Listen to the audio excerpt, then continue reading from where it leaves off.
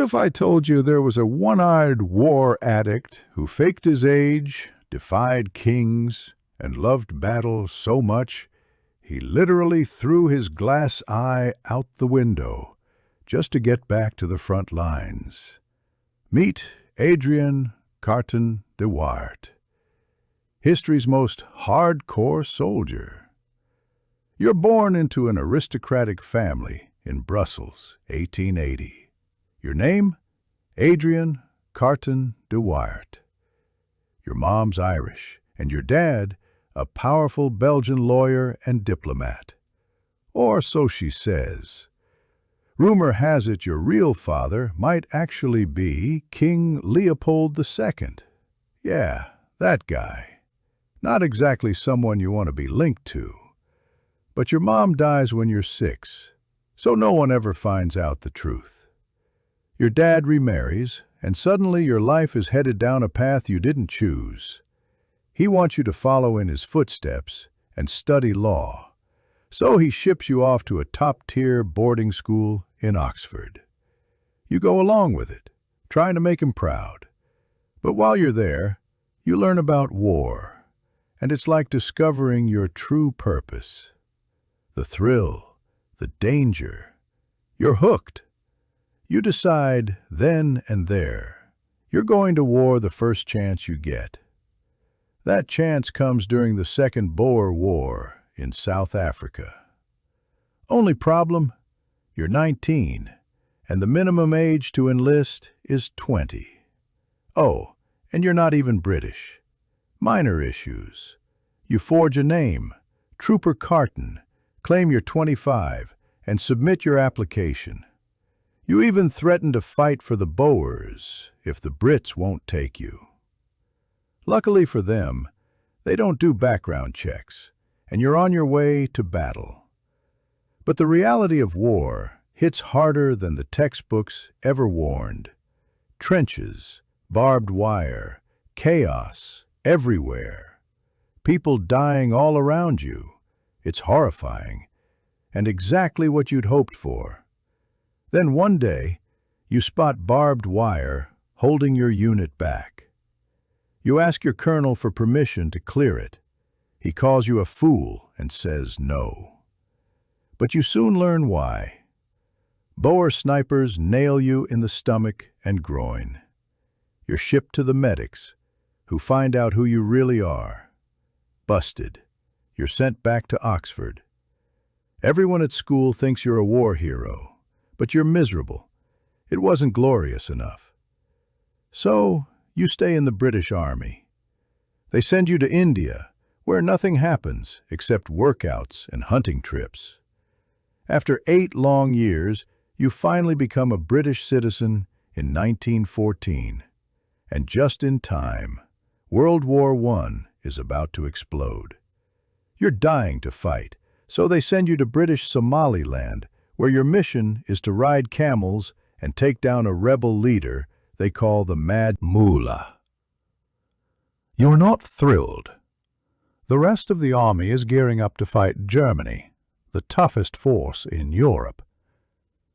And you're off to the desert.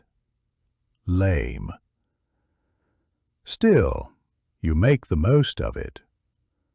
You hit the front lines fast, charging the enemy with just your walking stick. You get so close, they can literally reach out and shoot you. And they do. Twice. Right in the face. You're sent back to England. Doctors can't save your eye, so they remove it. Honestly, you're glad. Because now, with that cool new eye patch, you're going to ask for the one thing you truly want. A ticket to the Great War. The army hesitates. They're worried sending a guy with an eye patch will look bad. So they strike a deal.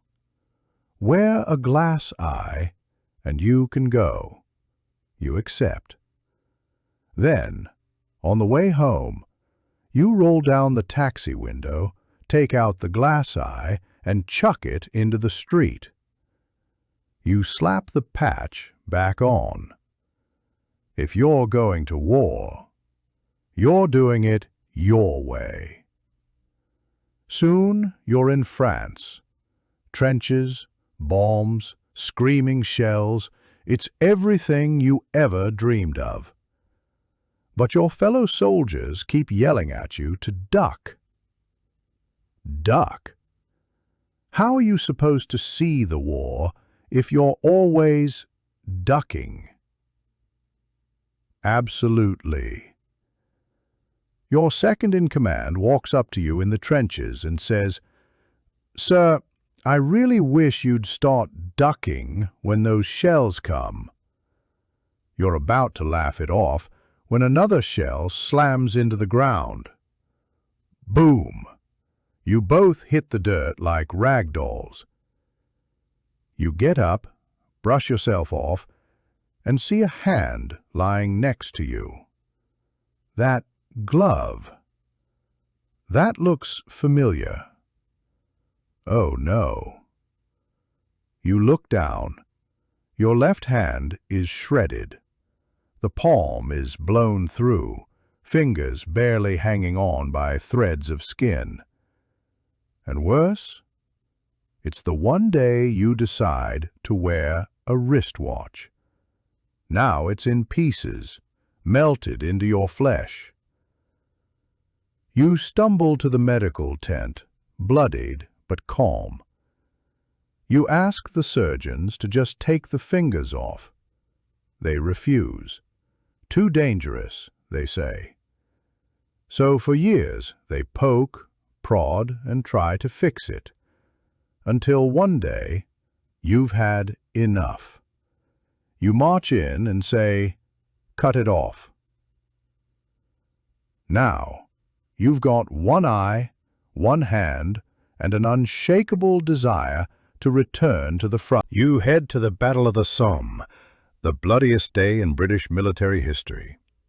Over 1 million soldiers will die, and you're leading the charge. On July 3, 1916, your division hits the German fortress at La Boisselle. The fighting is pure hell. You pull grenade pins with your teeth, fire your pistol with your one good hand, and shout orders over the deafening thunder of war. By nightfall, every other officer is dead or wounded, except you. Suddenly you're knocked flat. You check yourself. Eye still patched. Hand still gone. Head? Wait. The back of your head is gone. A machine gun bullet tore through your skull. But somehow you're alive. You spend 3 weeks in the hospital. While you're there, the king awards you the Victoria Cross, the highest military honor. Most people would take that as a cue to retire. Not you. You return to the trenches. At Passchendaele, you get hit in the hip by shell fire. At Cambrai, you're shot in the leg. At Arras, you take a bullet to your other ear. Doctors beg you to stop. Generals plead with you to take a desk job. But what do they know? During one hospital stay, you're lying on a stretcher, furious at yourself for getting wounded again. A clergyman walks by, spots your eye patch, and says, "Cheer up, soldier. A few months ago, I saw a man come through here with one eye and one arm missing." You turn to him and say, "Yes, that was me." Post-war. When the war ends, peace feels boring. So you pack your bags and move to Poland, where it seems every neighbor wants a piece of the country. Perfect. You fight Soviets, Ukrainians, Lithuanians, and Czechs, sometimes all in the same week. You take up diplomatic roles, but war always finds you. You try flying and survive a plane crash. You switch to trains only for your carriage to get attacked by Cossacks. So you hang off the back of a moving train, shooting at them until they disappear into the woods. Life in Poland is wild but peaceful enough. You retire and spend the next 16 years hunting, every single day. But then, a failed Austrian painter grows a mustache and decides he wants to take over the world. World War II begins. Poland is crushed between the Soviets and the Nazis. You narrowly escape the country with your life. Back in Britain, you're 60 years old, missing an eye and a hand, covered in scars, and they give you your old rank back. You're sent to Norway to help retake the port city of Trondheim. The mission? A nightmare. The terrain is ice and hell. The weather is apocalyptic, and your commanding officers? Incompetent. You're furious. This could have been a successful campaign, but poor planning turns it into chaos. You write a furious report back to London, calling the operation what it is: a disaster. But they still need you. So what do? They promote you again and ship you off to Yugoslavia. The Allied soldiers in this war, they're nothing like the ones from the last. And the Germans, they're kicking your ass.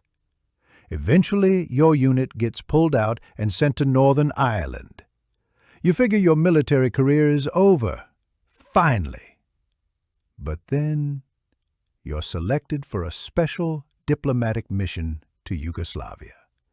You board a plane in Cairo, bound for Belgrade, thinking, let's hope this one doesn't crash.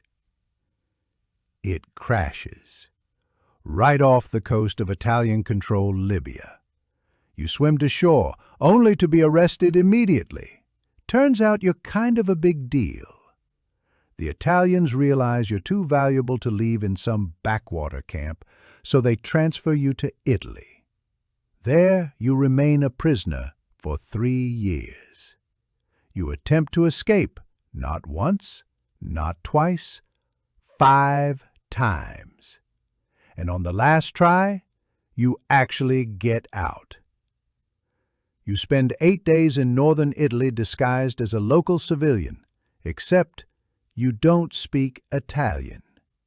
You've got an eye patch, no left hand, and you're limping around wartime Italy. Somehow, no one questions it. Until they do.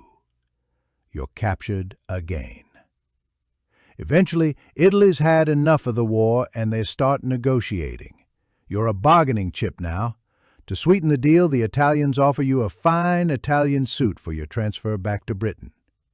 You reply, I won't object to free clothes, as long as you don't make me look like a gigolo.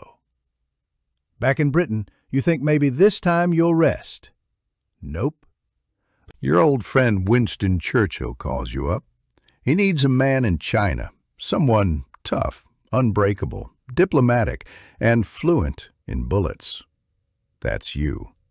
You fly to China, and this time no crashes, and immediately take a liking to the Chinese people. Well, most of them. One guy? Not so much. Mao Zedong.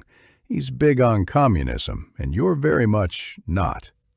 During one diplomatic dinner, Mao starts rambling through a speech, and you cut him off mid-flow. You're wrong. You should spend less time yapping and more time fighting the Japanese. Mao freezes, then bursts out laughing. Eventually, Japan surrenders in 1945.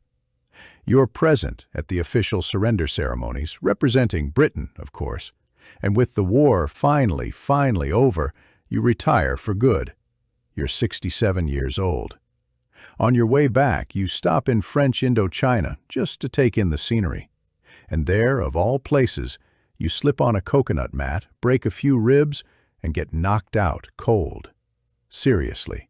You survived 2 world wars, multiple gunshot wounds, an exploded hand, a plane crash, a POW camp, and a coconut mat almost finishes the job. Luckily, it doesn't. You settle down in Ireland and finally put the pen to paper. Your memoir? A masterpiece of understatement. In it, reflecting on all the chaos, all the carnage, and all the war, you write, "Frankly, I enjoyed the war." And at the age of 83, Adrien Carton de Wiart, the most indestructible man in modern history, dies peacefully in his sleep.